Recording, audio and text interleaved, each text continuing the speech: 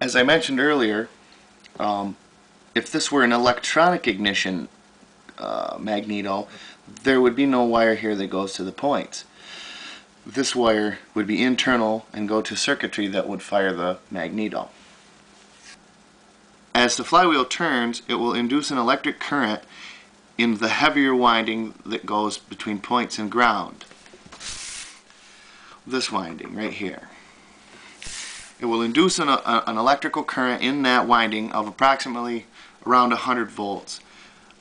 Depending on the size of the magneto and everything, it may be more or less. As the magnet passes the end of the magneto, it's going to induce an electromagnetic field in this iron core. It's going to build as that magnet passes right by. And at the strongest magnetic point, when this magnet is the strongest pull against this core, that magnetic lines will be at its greatest. It's at that point that the points will open. Now you're going to have DC voltage built up on this coil right here of about 100 volts with the points closed. That makes a complete circuit because the points go to ground and this is ground. So now you've got this big coil of wire with about 100 volts in it. The points are going to open. That's going to collapse this magnetic field that has been built up in this iron core and in this coil of wire. The electromagnetic field is going to collapse when those points open because the circuit is now not complete.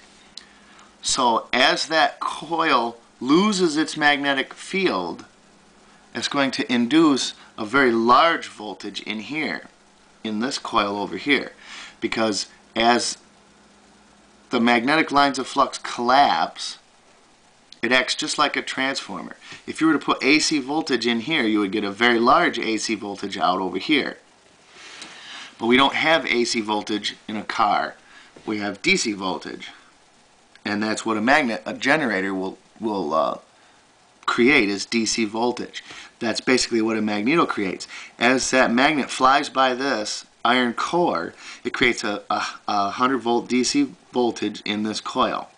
When the points open, that voltage goes away, and it goes away so fast that the magnetic lines of flux collapse, inducing a voltage in this very long coil of very fine wire, and it creates the spark, 10 to 14,000 volts or more, that will jump the gap of the spark plug and fire the engine. This works basically the same way as an ignition coil on electric, the electric ignition coils on a car or a larger tractor. But instead of having a magnet flying by here, this is all encased inside of a round cylinder filled with oil to keep it cool.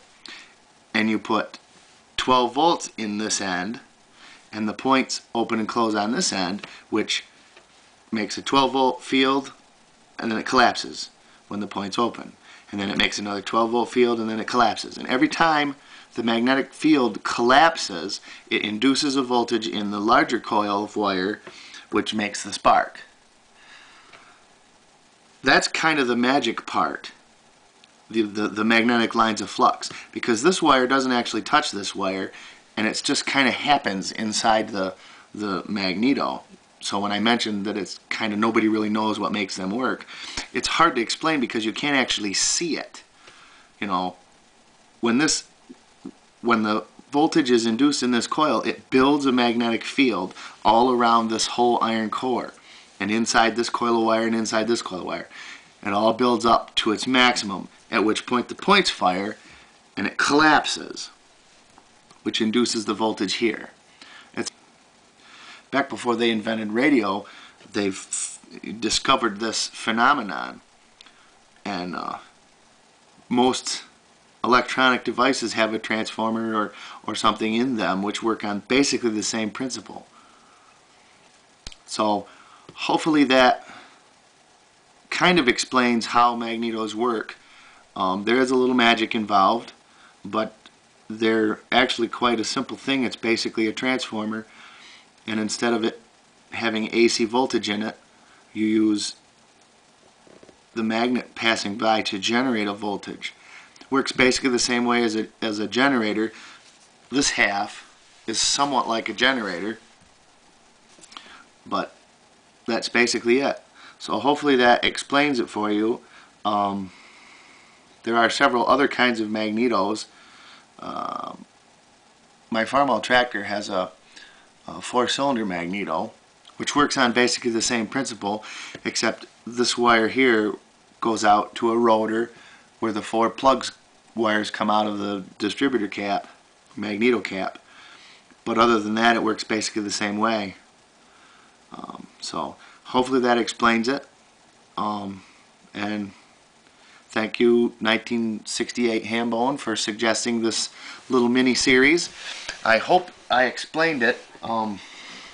It's a little bit difficult to explain if you don't understand how magnetic lines of flux work, but that's basically it, and thanks for watching.